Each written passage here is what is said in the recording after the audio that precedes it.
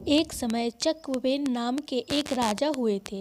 वे बड़े ही सद्गुण, सदाचार संपन्न, धर्मात्मा, सत्यवादी, स्वावलंबी, त्यागी, विरक्त, ज्ञानी, भक्त, तेजस्वी, तपस्वी और उच्च कोटि के अनुभवी महापुरुष थे। वे स्वयं राज्य के धन को दूषित समझकर उसे स्वयं अपने और अपनी पत्नी के काम में नहीं लाते थे। प्रजा से जो कुछ कर लिया जाता था वह सारा का सारा प्रजा की ही सेवा में लगा दिया जाता था। राज्य का कार्य वे निर्भिमान पूर्वक निष्काम भाव से तन मन से किया करते थे। प्रजा पर उनका बड़ा प्रभाव था। राम राज्य की भांति उनके राज्य में कोई दुखी नहीं था, सभी सब प्रकार से सुखी थे। वे अपने शरीर निर्वाह के लिए पृथक खेती किया करते थे, यानी स्वयं खेती करते थे। स्वयं रानी बैल के स्थान में हल खींचा करती थी और वे बीज बोया करते थे। वे अपने ही खेत में उपजे हुए अन्न से अपना भरण पोषण करते थे। वे गन्ना, रुई, अनाज, फल और साग की खेती किया करते थे। अपने खेत में उपजी हुई रुई का ही वस्त्र बनाकर पहनते, अपने खेत में उपजे हुए गन्नों का ही गुड़ बनाकर खाते और अपने खेत में उपजे हुए अन्न, फल, साग को ही भोजन के काम में लाते थे। उनकी पत्नी के पास कोई भी आभूषण नहीं थे, क्योंकि वे राज्य के द्रव्य से तो आभूषण बनाते नहीं और अपनी की हुई खेती की उपज से केवल सादगी से खाने पहनने का काम भर चलता था। खेती के सिवा उन्हें राज्य के कार्यों में भी तो समय देना पड़ता था। उनका जीवन एक सीधे साधे सदाचारी किसान के जैसा था। 6 घंटे शयन के सिवा उनका सारा समय ईश्वर भक्ति, परोपकार, राज्य कार्य और कृषि के कार्यों में ही बीतता था। उनका सब जीवों के प्रति समता, दया और प्रेम का भाव समान था। वे सब प्राणियों को परमात्मा का अंशरूप मानकर सबकी निष्काम प्रेम भाव से सेवा करते थे। वे स्वावलंबी थे, अपने शरीर का काम स्वयं ही करते थे, किसी राज्य कर्मचारी या नौकर आदि से नहीं कराते थे। वे जो कुछ भी कार्य करते आसक्ति और अहंकार से रहित होकर बड़े ही उत्साह और धैर्य से किया करते थे। एक दिन की बात है, जिस देश में राजा चक्रवेन रहते थे वहाँ एक बड़ा भारी मेला लगा। उसमें नगर के अन्य प्रांतों के लोग बड़ी भारी संख्या में इकट्ठे हुए। राजा रानी के दर्शन के लिए यूँ तो 12 बार ही लोग आते रहते, पर मेले के कारण नर नारियों की भीड़ कुछ अधिक रहती थी। राजा के पास अधिकतर पुरुष आते और रानी के पास अधिकतर स्त्रियां आया करती थी। एक दिन बहुत से गहनों और रेशमी वस्त्रों से सजी धजी अनेक दासियों से घिरी हुई बहुत सी धनी व्यापारियों की स्त्रियां रानी का दर्शन करने के लिए उनके पास आई। उन स्त्रियों ने कहा, रानी जी, आपके जैसे वस्त्र तो हमारी मजदूरनियाँ भी नहीं पहनती। आप हमारी दासियों को देखिए, कैसे वस्त्राभूषण पहने हैं। आपके वस्त्राभूषण तो हम लोगों से भी बढ़कर होने चाहिए। जैसे ये हमारी दासियां हैं, उसी प्रकार हम लोग तो आपकी दासी के समान हैं। आपके स्वामी बड़े सम्राट हैं, आप उनसे थोड़ा सा भी संकेत कर देंगी तो वे आपके लिए हम लोगों से बढ़कर वस्त्राभूषण की व्यवस्था करा देंगे। आप हमारी स्वामिनी हैं, इसलिए हमें आपको इस वेश में देखकर दुख होता है। ऐसे वस्त्र तो भीख मांगने वाली भिखारिन भी नहीं पहनती। एक सम्राट की महारानी के जैसे वस्त्र आभूषण होने चाहिए। हम उसी रूप में आपको देखना चाहती हैं। इस प्रकार कहकर वे अपना प्रभाव डालकर चली गई। रानी के चित्त पर उनकी बातों का बड़ा असर पड़ा। रात्रि में जब महाराज आए तब रानी ने सब घटना उनको सुनाई और दिन में जो कुछ भी धनी व्यापारियों की स्त्रियों ने कहा था सब राजा से निवेदन किया एवं उनसे अनुरोध किया कि मेरे पहनने के लिए बहुमूल्य वस्त्र और आभूषण मंगा दीजिए। राजा ने उत्तर दिया, कैसे मंगा दूं? व्यवहार में लाना तो दूर रहा, मैं राज्य के पैसों को छूता भी नहीं, उससे बुद्धि भ्रष्ट हो जाती है। रानी भी बहुत उच्च कोटि की पवित्र स्त्री थी, किंतु वस्त्र आभूषणों ने सजी धजी धनियों की स्त्रियां का उन पर काफ़ी असर पड़ चुका था। अतः रानी ने कहा, चाहे जैसे भी हो, आप सम्राट हैं और मैं आपकी पटरानी हूँ। मेरे लिए तो एक सम्राट की पटरानी के योग्य बहुमूल्य वस्त्र आभूषण मंगाने की कृपा आपको करनी ही होगी। पत्नी की प्रीति से प्रेरित राजा ने सोचा, रानी कितना भी आग्रह क्यों न करे, मैं राज्य के द्रव्य को किसी भी हाल में उपयोग में ला नहीं सकता, किंतु मैं सम्राट हूँ। दुष्ट, अत्याचारी और बलवान राजाओं से कर ले सकता हूँ। यह सोचकर उन्होंने पर राष्ट्रों तथा अधीनस्थ राज्यों के कार्य का संपादन करने वाले मंत्री को बुलाया और कहा, मंत्री, आप राक्षस राज रावण के पास जाइए और कहिए कि राजा चक्रवेन की ओर से मैं आया हूँ। उन्होंने मुझे आपसे कर के रूप में 1.25 मन सोना प्राप्त करने के लिए आपके पास भेजा है। सम्राट की आज्ञा से मंत्री कुछ आदमियों को ले रथ में बैठकर समुद्र के किनारे पहुँचे और फिर जलयान के द्वारा समुद्र के उस पार पहुंचकर लंका में प्रवेश किया तथा राजा से जाकर बड़ी नम्रता और सभ्यता के साथ सम्राट चक्रवेन का संदेश सुनाया। संदेश को सुनते ही रावण हंसा और उसने सभासदों से कहा, देखो, ऐसे मूर्ख राजा भी संसार में अभी हैं, जो ऋषि, देवता, राक्षस आदि सभी से कर लेने वाले मुझ जैसे बलवान, सर्वतंत्र, स्वतंत्र महान सम्राट से भी कर की आशा रखते हैं। उन्होंने राजा चक्रवेन के दूत को कैद करना चाहा, किंतु सभासदों के अनुरोध करने पर उसे छोड़ दिया। वह रावण की सभा से उठकर समुद्र के किनारे लौट आया। तदंतर रावण जब स्त्रियों रात्रि में मंदोदरी के पास महल में गया, तब रावण ने हंसकर मंदोदरी से विनोद करते हुए कहा, कोई एक भारतवर्ष में चक्रवेन नाम का राजा है। आज उसका एक दूत सभा में आया था और उसने मुझसे 1.25 मन स्वर्ण कर के रूप में देने को कहा। मुझे इस पर बड़ी हंसी आई। देखो, संसार में ऐसे मूर्ख भी अभी तक जीते हैं, जो मुझ जैसे सबसे कर लेने वालों से भी कर लेने की आशा रखते हैं। मैं तो उसके दूत को कैद करना चाहता था, पर सभासदों के अनुरोध से उसे छोड़ दिया।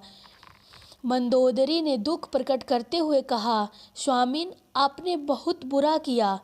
चक्रवेन को मैं जानती हूँ, वे सत्यवादी और धर्मात्मा राजा हैं। उनका चक्र चलता है तो जो उनकी आज्ञा का पालन नहीं करता उसका अनिष्ट हो जाता है। उस दूत को संतोष कराकर ही आपको उसे भेजना चाहिए था। उसका पता लगाकर अब भी उसको संतोष करा दे, नहीं तो पता नहीं हमारा कितना अनिष्ट हो जाएगा। रावण बोला, तू बड़ी डरपोक है। मामूली मनुष्य राजाओं से तू इतना भय करती है। मैं इसकी कुछ भी परवाह नहीं करता। रानी ने कहा, कल प्रातः काल मैं आपको चक्रवेन का प्रभाव दिखलाऊंगी। प्रातः होते ही राजा के साथ मंदोदरी महल के छत पर गई, जहां वह रोज कबूतरों को अनाज डालती थी। अनाज चुगने वहां बहुत से कबूतर आया करते थे।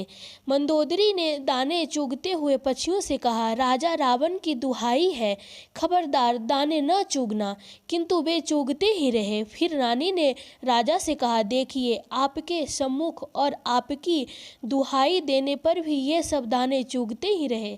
रावण ने कहा, मूर्खे, ये पक्षी बेचारे क्या समझे। मंदोदरी बोली, अब आप राजा चक्रवेन के प्रभाव को देखिए। फिर उसने पक्षियों से कहा, सावधान, चक्रवेन की दुहाई है, कोई दाने न चुगना। इतना सुनते ही सब पक्षियों ने एक साथ दाने चुगने बंद कर दिए। उसमें से एक कबूतर बहरा था, वह कुछ भी सुन नहीं पाता था, अतः उसने दाना उठा लिया। ज्यों ही उसने दाना उठाया त्यों ही उसकी गर्दन टूटकर गिर गई। रानी ने रावण से कहा, देखिए, राजा चक्रवेन की दुहाई पर सबने दाने चुगने बंद कर दिए। एक बहरे ने कबूतर ने न सुनने के कारण दाना उठा लिया, जिससे चक्रवेन के चक्र से उसका मस्तक कटकर गिर गया। फिर रानी पक्षियों से बोली, अब मैं चक्रवेन की दुहाई हटा लेती हूँ, अब दाने चुगो।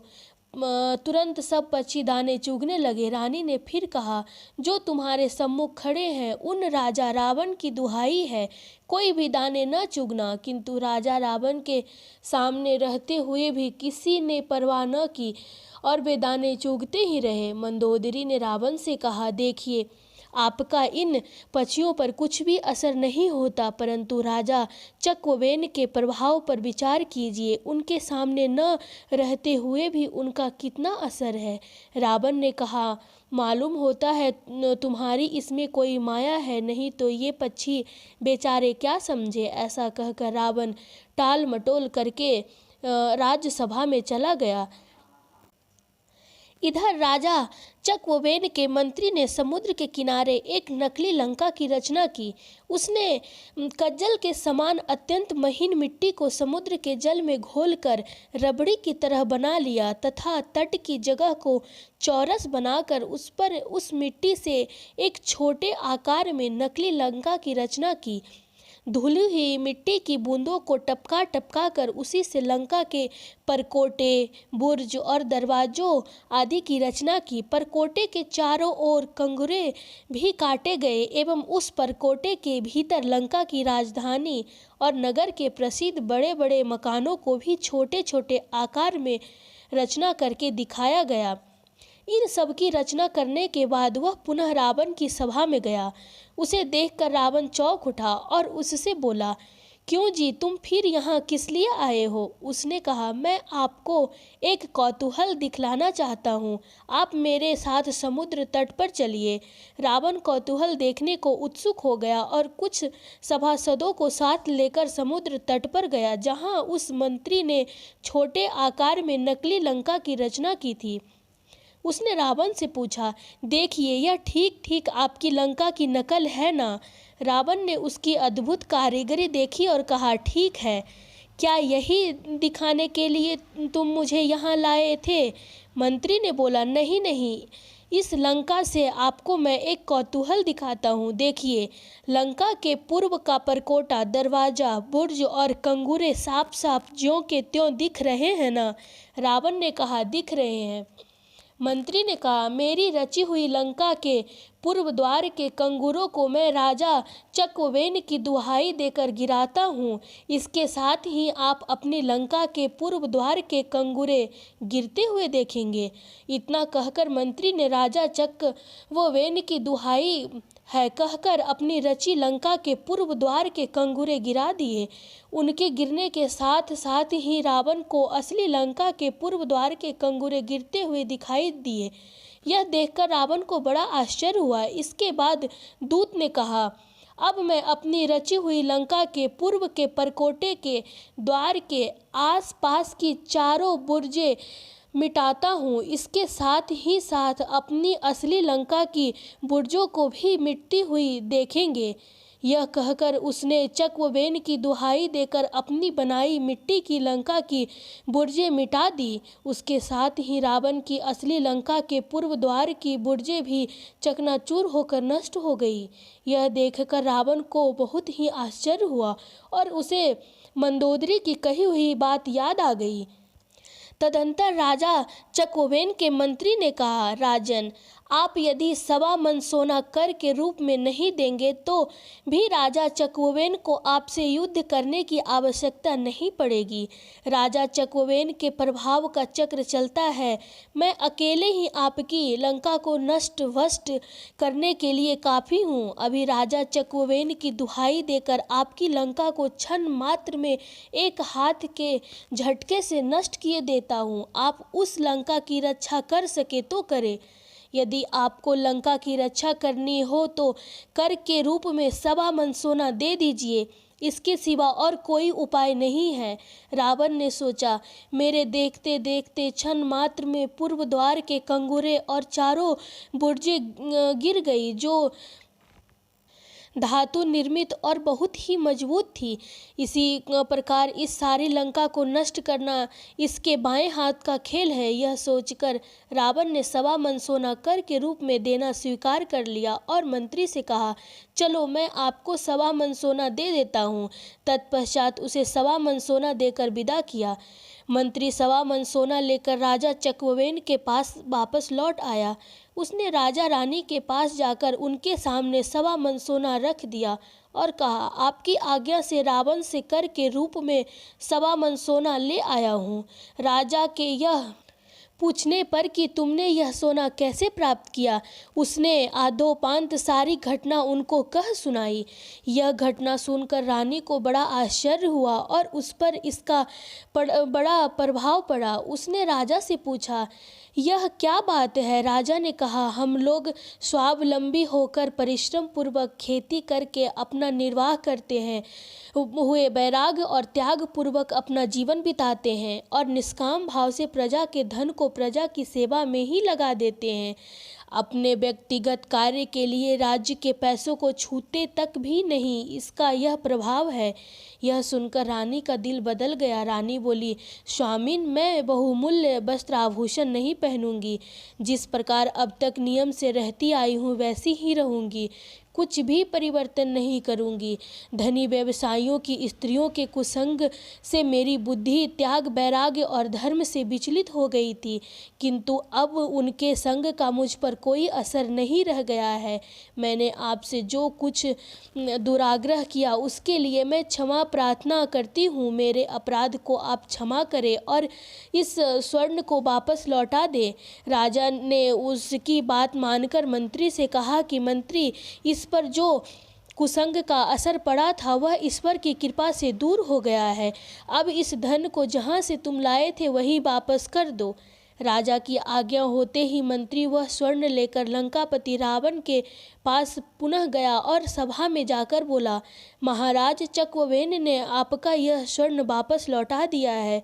उनकी पत्नी को जो बहुमूल्य वस्त्र आभूषण पहनने की अभिलाषा हो गई थी वह भगवान की कृपा से अब नहीं रही, अतः अब इसकी उन्हें आवश्यकता नहीं है। इस बात को सुनकर रावण के हृदय पर चकवेन के त्याग का और भी अधिक असर पड़ा। उसने वह स्वर्ण रखकर मंत्री को बहुत ही आदर सत्कार पूर्वक विदा किया। मंत्री ने वापस आकर राजा रानी को स्वर्ण लौटा देने का सब हाल सुना दिया। दूत की बात सुनकर राजा रानी को बहुत ही प्रसन्नता हुई। राजा चकवेन का प्रभाव यक्ष, राक्षस, देवता, मनुष्य, ऋषि, मुनि, पशु, पक्षी आदि सभी पर था। इस कहानी से हम लोगों को यह शिक्षा ग्रहण करनी चाहिए, प्रत्येक स्त्री पुरुष को निष्काम भाव से अपने अपने वर्णाश्रम धर्म के अनुसार न्याय और सत्यता पूर्वक अपनी जीविका चलानी चाहिए। दूसरों के आश्रित होकर अपना जीवन निर्वाह करना भी अपने लिए घृणास्पद है। झूठ, कपट, बेईमानी करके उपार्जित द्रव्य से हमें यदि मेवा मिष्ठान भी मिल जाए तो वे हमारे लिए विष के समान है, किंतु अपने न्यायोपार्जित पवित्र द्रव्य से एक मुट्ठी चने भी खाने को मिले तो वे हमारे लिए अमृत के समान है। हमें बीमारी और आपत्ति काल के अतिरिक्त नौकर, चाकर, स्त्री, पुत्र और शिष्य आदि के रहते हुए भी अपने शरीर का काम जहाँ तक हो सके स्वयं ही करने का अभ्यास डालना चाहिए, जिससे कि हमें दूसरों के अधीन होकर जीना ना पड़े। कल्याणकामी पुरुषों के लिए दूसरों के आश्रित होकर जीना लज्जास्पद है। साथ ही हमें समय को अमूल्य समझकर एक क्षण भी व्यर्थ नहीं बिताना चाहिए। हर समय भगवान को याद रखते हुए परोपकार और शरीर निर्वाह आदि का कार्य करते रहना चाहिए। 6 घंटे सोने के अतिरिक्त एक क्षण भी न तो समय व्यर्थ बिताना चाहिए और न उसका दुरुपयोग करना चाहिए। मनुष्य का जीवन बड़ा ही मूल्यवान है, अतः क्षण मात्र भी निकम्मा नहीं रहना चाहिए। अपनी बुद्धि से हम जिसको सबसे बढ़कर कार्य समझे उसी कार्य को करते रहना चाहिए। थोड़ा देर का कुसंग भी मनुष्यों के लिए बहुत हानिकारक हो जाता है।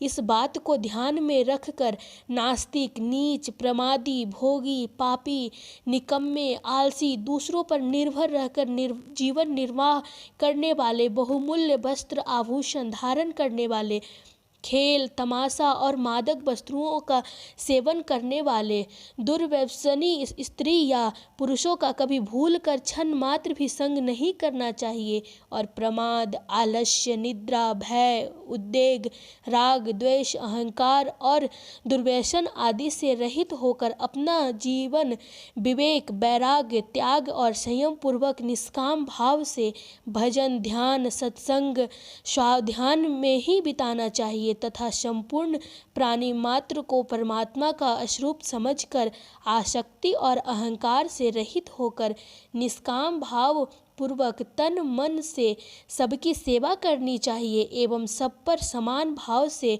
हेतु रहित दया और प्रेम रखना चाहिए।